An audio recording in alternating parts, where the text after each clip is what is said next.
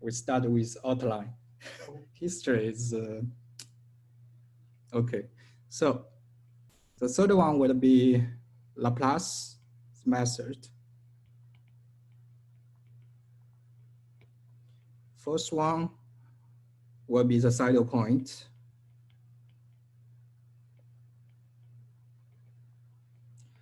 So I'm a little bit worried I cannot cover all the methods. So maybe I will skip something. Depends. And the last one is thing recently has application to the nonlinear differential equations called the Deift-Zhou descent. And this method is very, very useful and elementary. And it can be used to analyze the RHP problem. Now, let's start with the definition.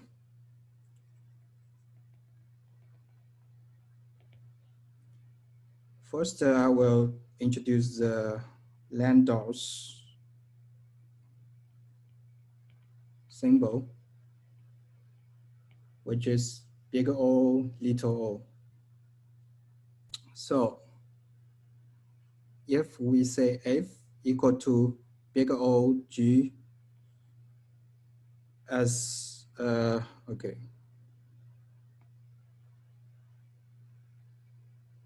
In some domain, omega, it means F over, okay. F is bounded by a constant times G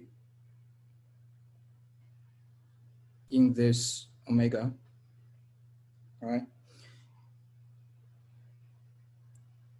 And the next one is F equal to O, big O G as X go to X naught.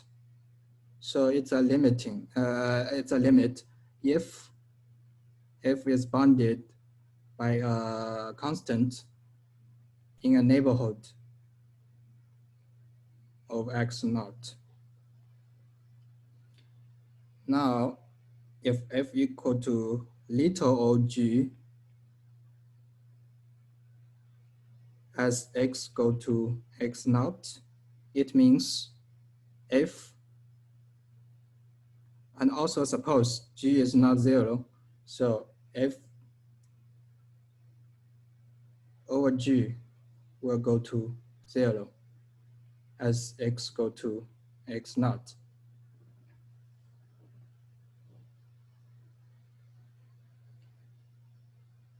Clear about these definitions?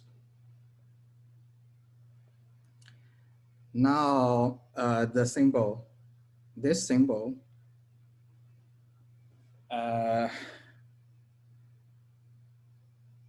means,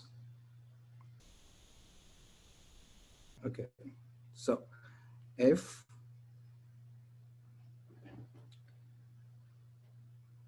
means a lot of things. So this imply F equal to G plus little o 1 when X go to X naught, X go to X naught. So that means you can approximate F by a function G. And usually, in general, G will be simpler than the F. So that means we can get some good approximation or asymptotic. Next, what is asymptotic expansion?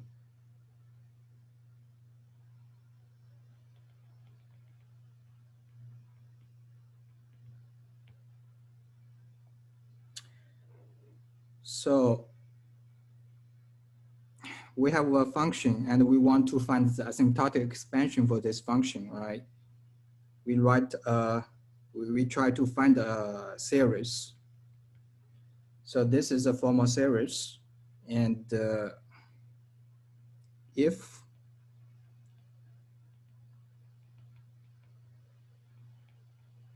phi, the next term is little o the previous term, which means the phi is smaller and smaller. So you can just write the previous one and ignore. So the contributions from the next term is very small. So you can drop the terms, and so we can write fx equal to n phi nx plus o phi capital N as x go to x naught. So if we can write x as this expansion, then we say if x has the asymptotic of this asymptotic expansion of this, and that's the notation. And usually we only consider the A1, which is the leading term, and the O n equal to infinity, the whole expansion. Those are what we interested.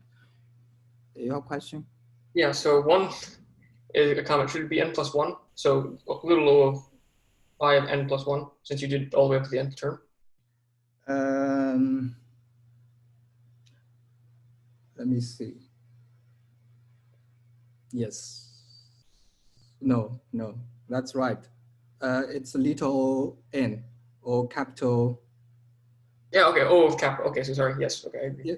So the example is like the Taylor expansion. If x is a very good function, say analytic, then you have a Taylor expansion at this point at the x naught. So you naturally have asymptotic expansion. But in general, asymptotic expansion will diverge. And that's the most interesting case, where the most interesting case is. And so that's the definition. Now we'll move to the next part, which is trivial integration by parts.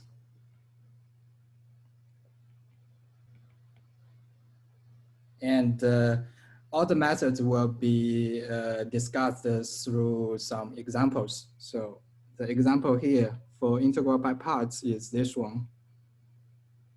And it's a very famous one. So we're going to study the asymptotic of this integral. And this integral is, so let's do the integral by parts. 1 plus xt d e minus t minus 1. So it's e to the minus t infinity 0 plus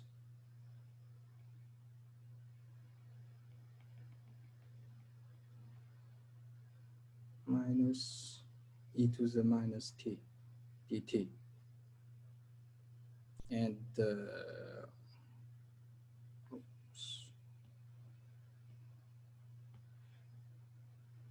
here I use a chain rule, so I should have x here, right?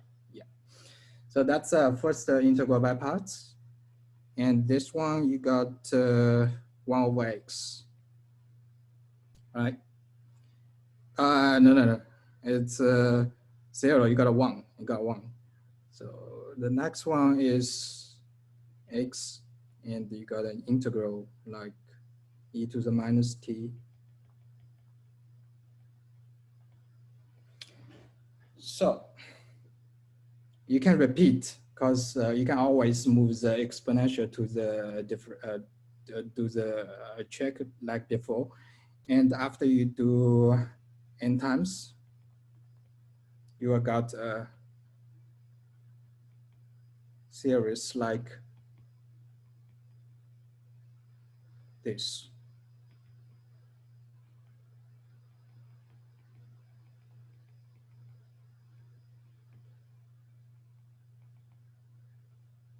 And the integral. And for this thing, it has a name actually. It's Euler's expansion.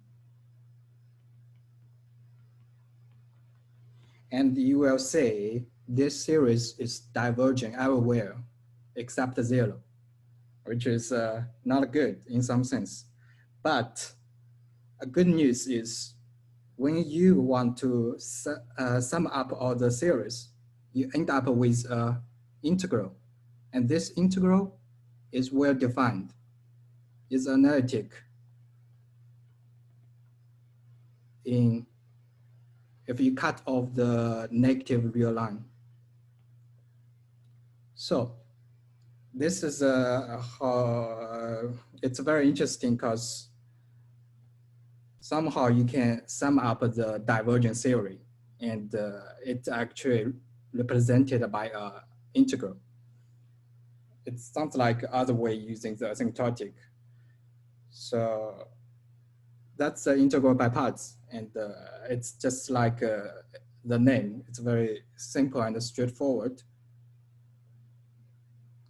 Okay, but this method is usually the most useful method when we do the asymptotics.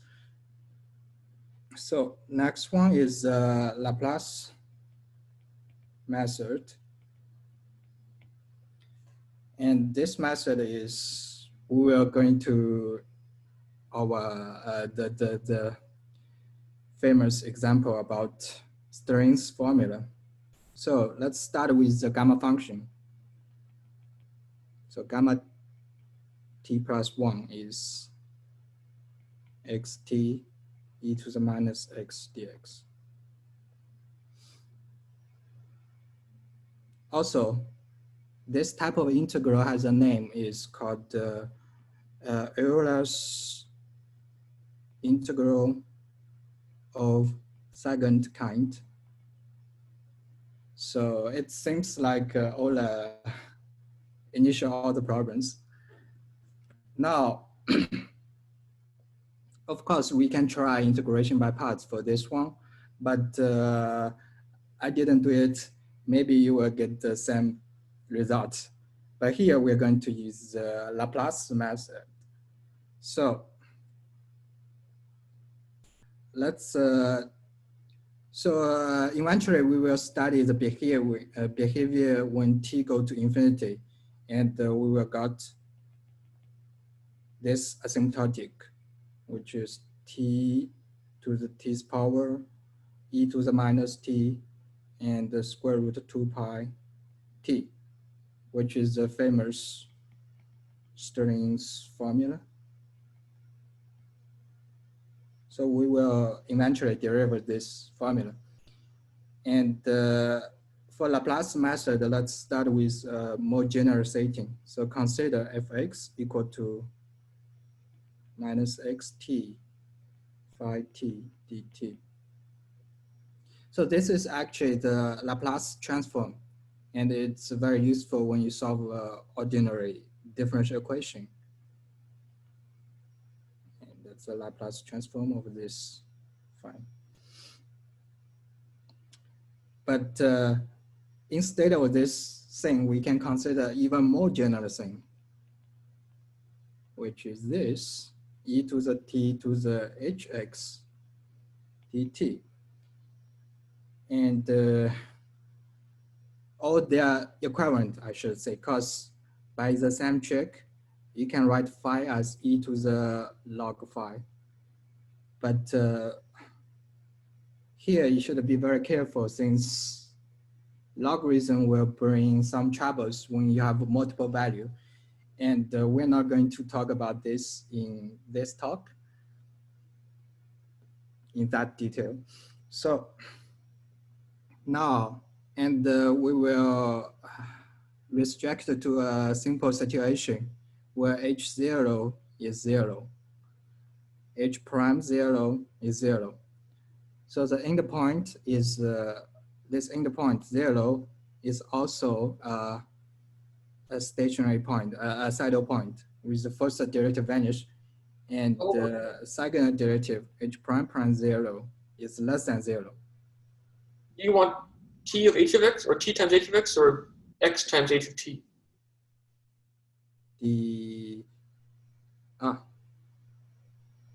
Okay, so it's dx And then of e. Okay. So when t go to, we want to study when t go to infinity. Yeah. So in some sense, that means 0 is the maximum of this function h, and it's the only maximum. And this is very important. So h prime prime, sorry, and suppose h is a very good function. So we have a Taylor expansion near the point 0. So hx equal to, so that's the Taylor expansion of the h function plus big O x cubic, right? And now, according to Laplace method, we can calculate this. Okay, it's dx. We can approximate the integral by this. So it can localize the contribution to the point near the saddle point or the end point. But in this case, they're just same point. So we just do it once.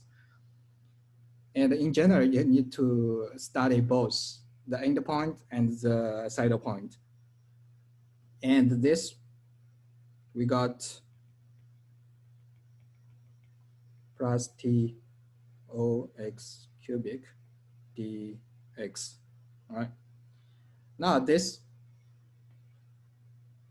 integral is very simple, and we can calculate out, which is, and this term will give you more decay, because oh no, it's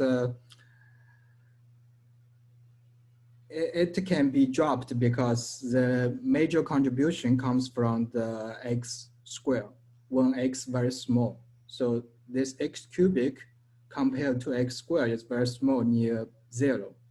So instead, we can just calculate this one. So we just drop the high order term. And this integral, you can do a simple check by let y equal to square root of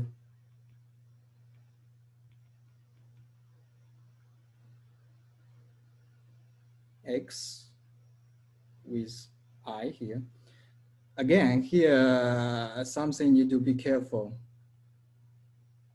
because we have square root, so it's multiple value. You have to choose the correct branch, or you have to fix your branch so that the multiple value will not bother you. And after this change variable, you will see this thing, and also let t go to infinity. So this will go to infinity, and it become e to the y square. And there is a thing is I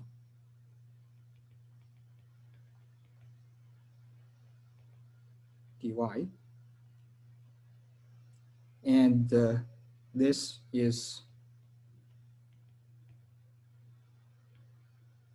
so it's e to the minus I pi over 4. So no, pi over 2.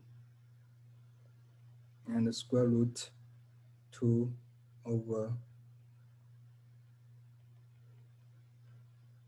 since we here assume h prime prime 0 is less than 0, so this is positive, and we can think this square root as a normal square root. And so this one is Gauss integral, which give you square root pi. Also here, you should be careful about the multiple value. I think I maybe mess up here. But No, eventually, put absolute values around h prime prime and pull out the minus sign. You're fine.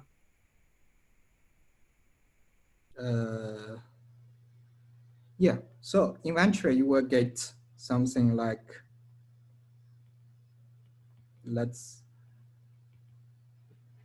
and the point is this is all t to the minus 1/2. So this gives you how fast this integral will decay. Because when t go to infinity, it decay like 1/2 this order.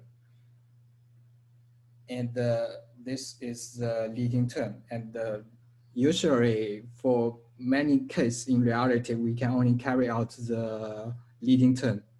And it's very hard to carry out all the expansion. And that's the Laplace method. Now we can apply this to the gamma function. So gamma function is this. And as I said, this small trick, we can write this as e to the minus x, e to the t log x. Again, you have to choose their branch carefully. I'm just going to ignore this for now. And this integral is e to the minus x plus t log x dx. Also, you want t go to infinity. But our prototype is something like this. It's t times the function. So here, we need to somehow transfer to that prototype. And the simple transformation can do that. We let x equal to t, y plus 1.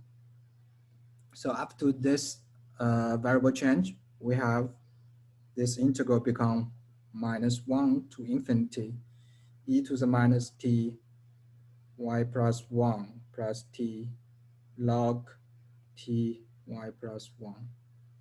And dx is t dy. Then you take all the constant out, which is t e to the minus t, t to the t power.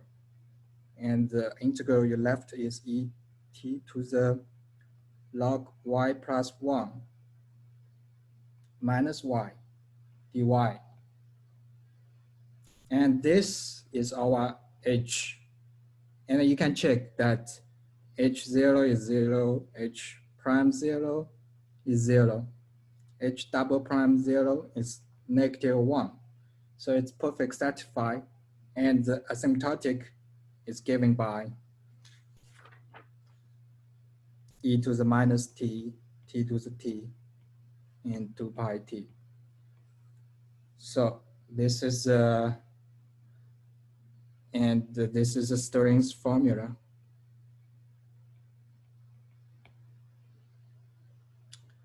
So any questions? So yeah, let's go back up. I just want to compare with the formula that you wrote down. So the Which not the formula, but the formula for the Laplace method. So the one we just derived. Here, yeah. Yeah, it may be not correct but this one in the gamma function it become square root of 2 pi over this is 1, so t, and then you add a t to the t plus 1, yeah. So you add an yeah, extra. so here you have a t. Okay, I see. Yeah. So then that t goes with the 1 over. Yeah. Yes. Okay. Cool. And I think that that should be I pi over 4, but not over 2. I'm not sure here. That's fine. This is this is I come pi from over here, but actually there's something because you have I. So after square root inside you have this.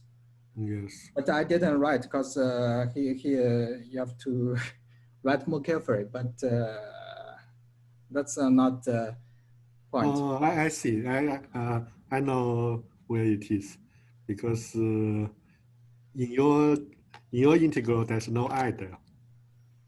No, it's yeah. I will talk the method next. It's a saddle point method. So, which is come from the Fourier transform. So, next one is saddle point method. Also, it has other names like stationary phase method or steepest descent method. Those are all the saddle point method. So the example we will consider is this: IT equal to the real line e to the I t z squared plus 2z. And if you're familiar with the Schrödinger equation, and you will see this thing usually comes from the after you do the Fourier transform to the Schrödinger equation, ut u x x equal to 0. And after some rescaling, you will end up with those type of integrals. And it's an oscillating integral. And now we're going to analyze this asymptotic. So again, let me denote theta, the phase function, z squared plus, and in the content of the wave equation, it is the dispersion relation usually. So first we need to find the saddle point, which means we need to calculate the derivative. And solve the equation, we got z naught equal to -1. And theta z is z minus z naught square plus theta z naught, right? Okay, in our case, just in our case, it's z plus 1 square minus 1. So the saddle point method has two stages.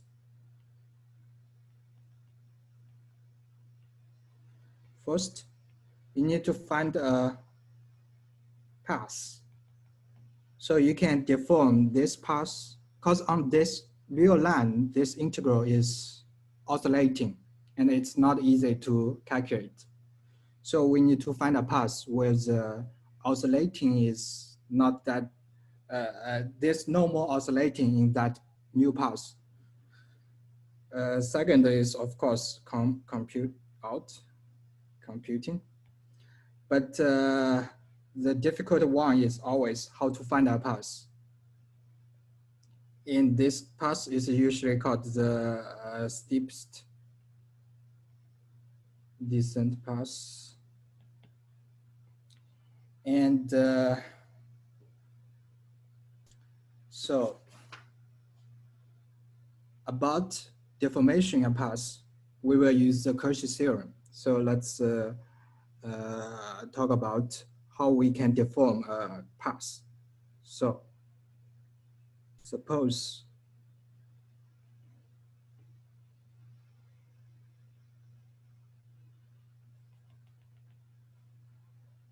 so in this shaded region, omega, a function phi is analytic.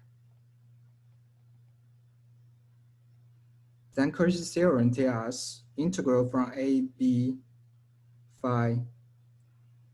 So phi is usually defined on the real line, but it can be analytic continuation in this region.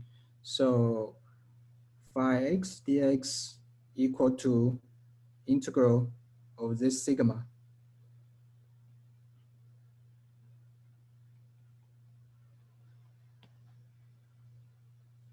this is from the Cauchy theorem, right?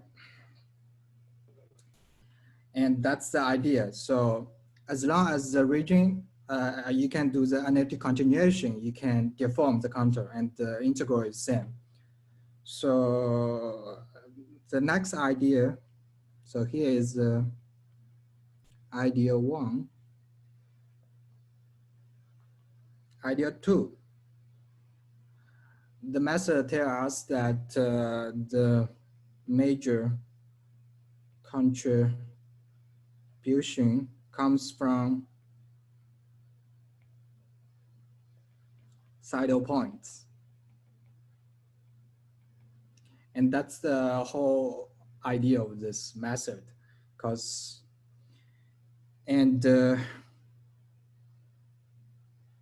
So we need to find a path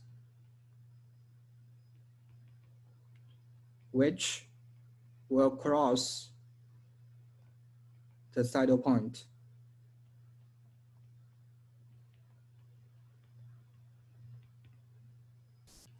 And let's recall the situation in Laplace method. It always happened that this point is just the maximum. So, which means, like in our example, e to the iz, and we see the modular is e to the itz, e to the t to the real part of I theta z, right? So if the real part I theta z less than 0, then when t go to infinity, this exponential will decay, and the most contribution come from the maximum of the real part I theta, which means the power is small. So it's because it's negative, right? So when t when say is no. So this thing is dominated by e to the maximum c, and that's the whole idea. Which means by this setting we can localize the problem to the point z0. So localize to z0. So here, again, let's see what is the real part of I theta. So in our case, it's, okay, in general, real part of 1/2. Again, we assume theta z0 is a simple situation. So theta z0 is 0, or not 0, is real. Theta prime 0 is 0, of course, and theta double prime is there. So here is the same. The Taylor expansion near the point z0, and some other term we can ignore. And as I said, we want these two conditions. So, and this give you just find the, okay, use the polar coordinate, z equal to z0 plus r e to the I theta, not theta, alpha. And you can determine that if argument z minus z0 equal to pi over 4 or 5 pi over 4, you actually find the steepest descent contour or path. So let's see in the following picture. So this is the single nature of the real part of I theta. And you will see in the first quadrant, it is negative, and here in this part is positive. This part is negative, this part is positive. And the steep descent line, also this point is a naught, it's a saddle point. So we'll find this is our steepest descent line. And let's give it orientation. Now, as I said, what is our function? It's e to the I theta z. And theta z is a polynomial, so exponential of this thing is analytic, which means we can deform the real line to the steep descent line.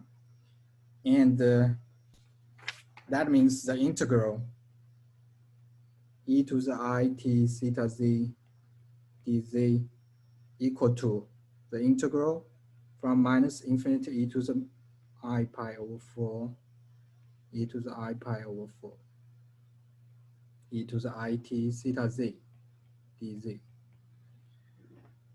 by Cauchy's theorem.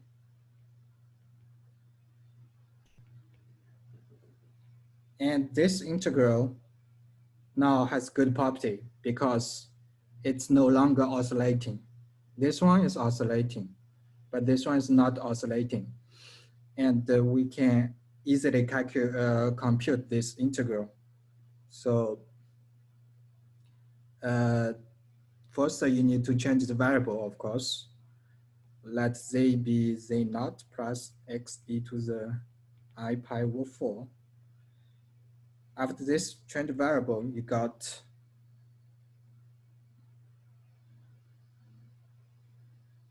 and after change variable, and you can apply the Laplace method.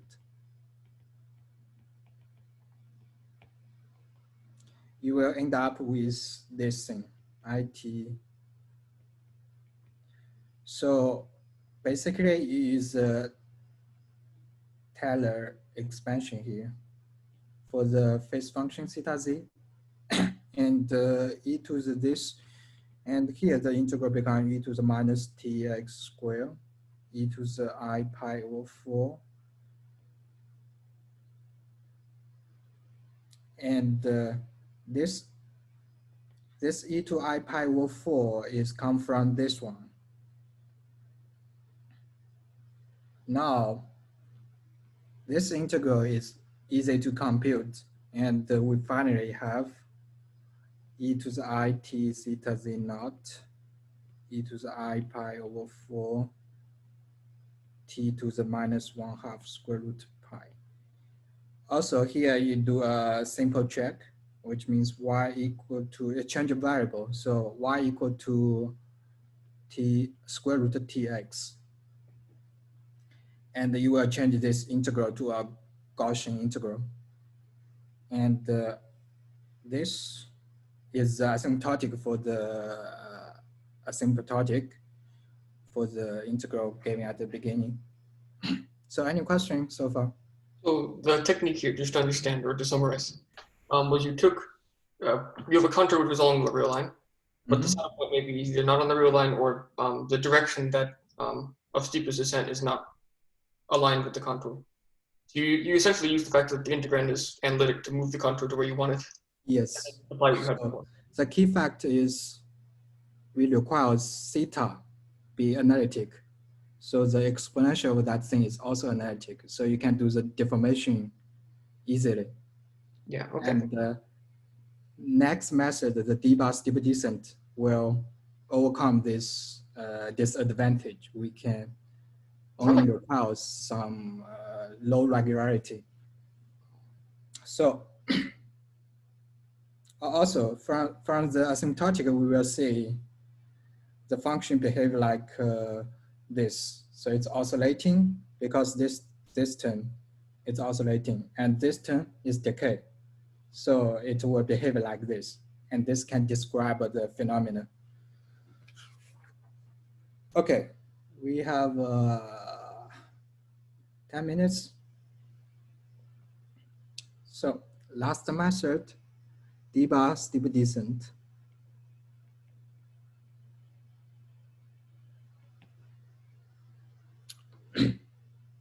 And we will consider the same type of integral. it equal to EIT theta z. Also, let's multiple some z and assume Fz is L2. Also, his first derivative is also L2. But F is not analytic, yeah? Necessarily. Yeah, I didn't say anything, so that's the condition we have. That's all we have. Okay. Theta is the same theta, z squared plus 2z. So we know -1 is a saddle point. And the same picture here. This is the saddle point, z naught. And we have the signature of real part I theta. And this is negative, positive, negative, positive. Now, again,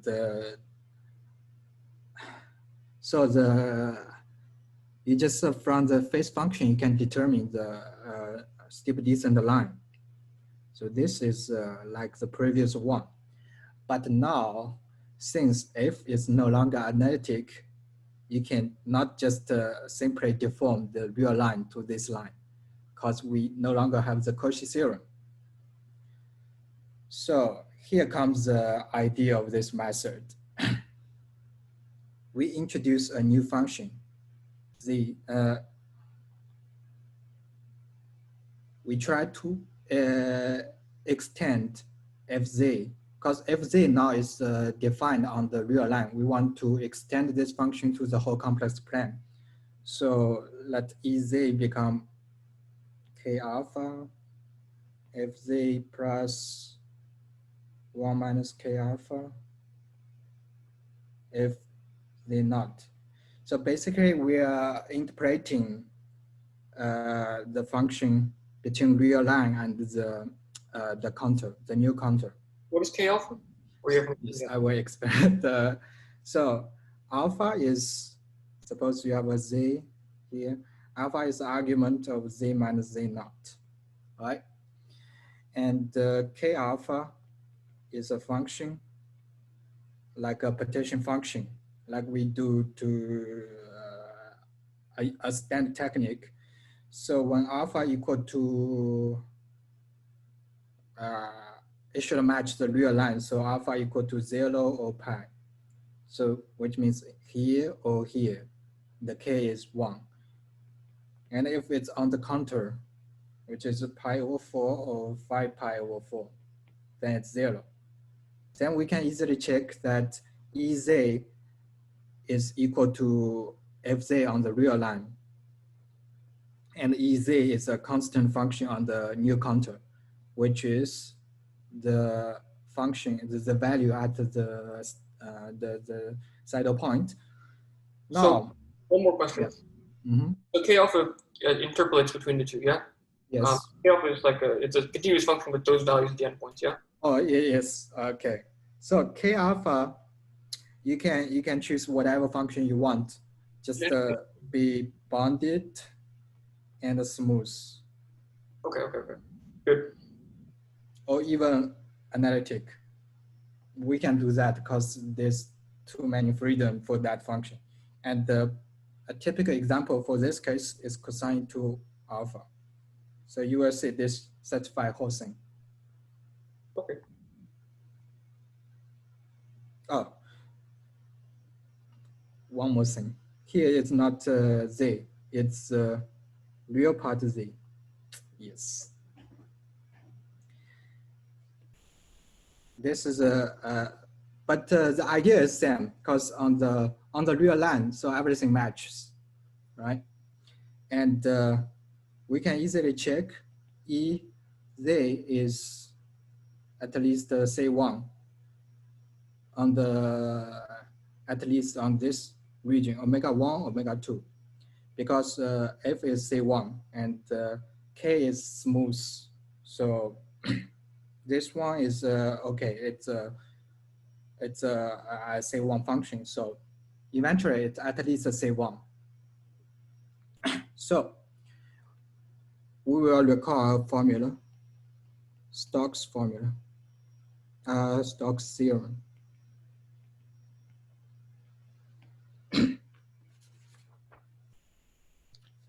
Which is if you have a Wang form, omega equal to phi dz, then the boundary integral of this Wang form equal to omega d omega, right?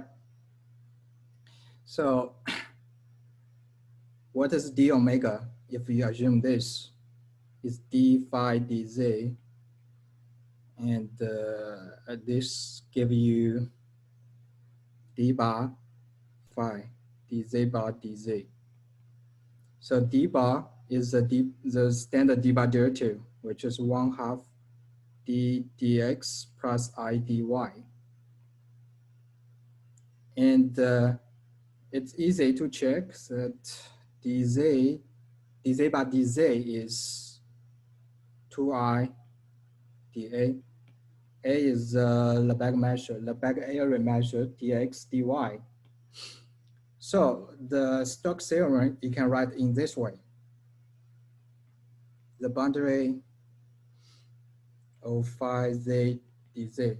This is a contour integral, and you can write as area integral, the double integral of 2I d bar phi z dA.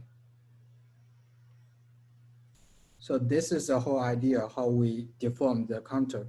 And let's say what happened. So this is a saddle point, and in omega 1,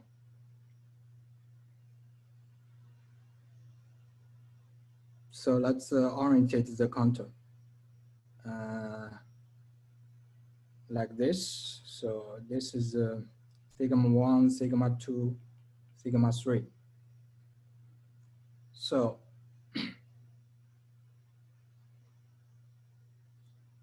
since we introduced the new function e, so we use e. So this boundary omega 1 is sigma 1 plus sigma 2 plus sigma 3.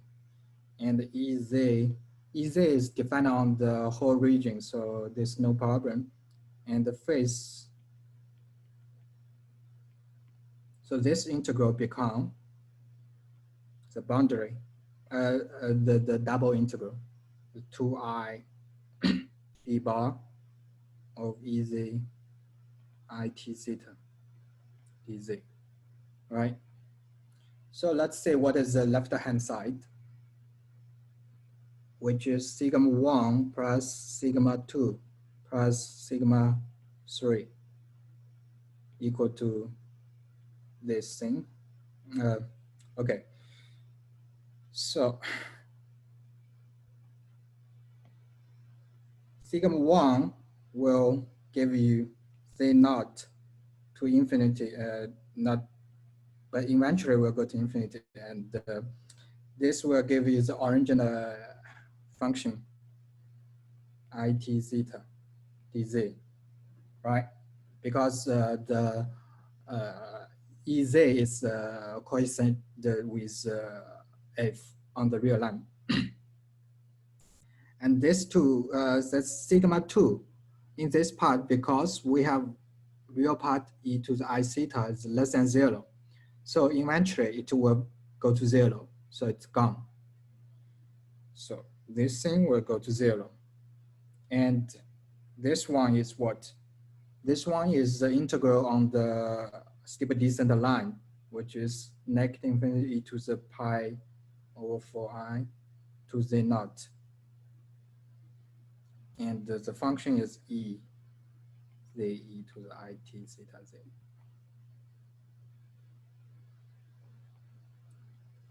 No, it's not easy anymore. It's if z naught, right? Because on sigma 3, Ez is if z naught.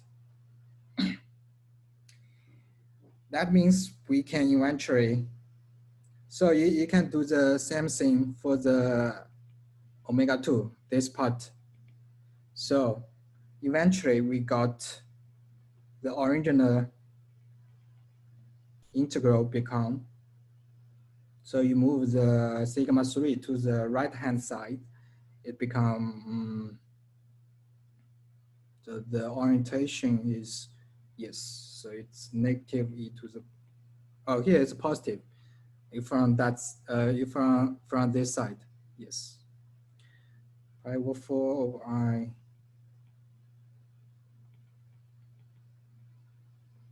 f z naught e to the it zeta z.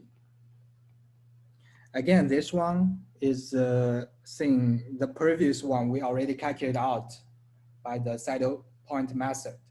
And the thing is, this one is analytic now.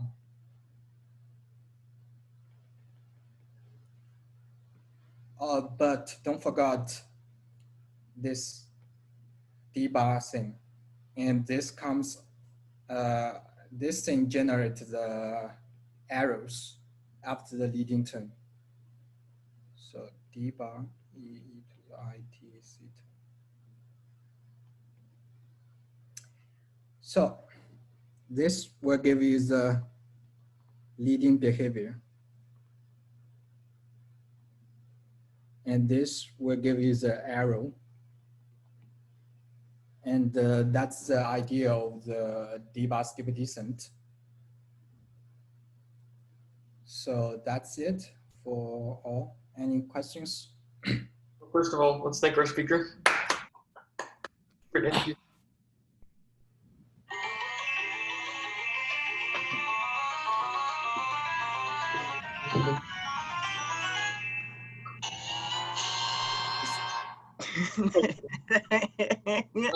I don't know if you guys could really hear it well, but that's what I do. Oh, that's your song.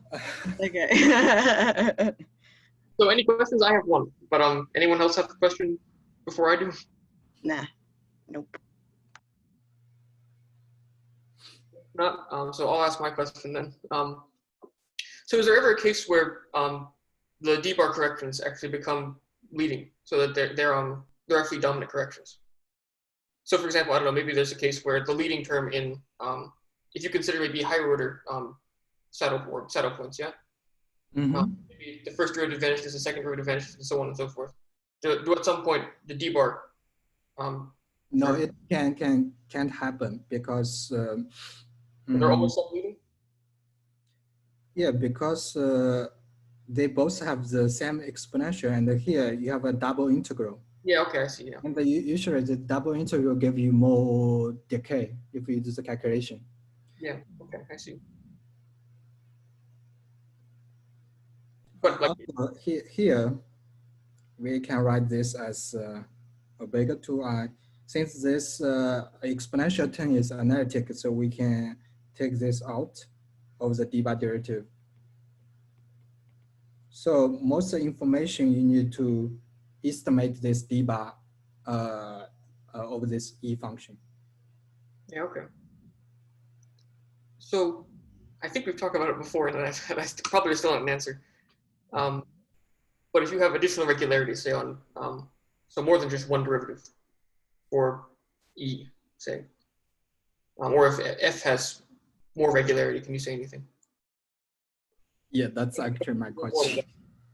So that's, I think it's a disadvantage of this d-bar method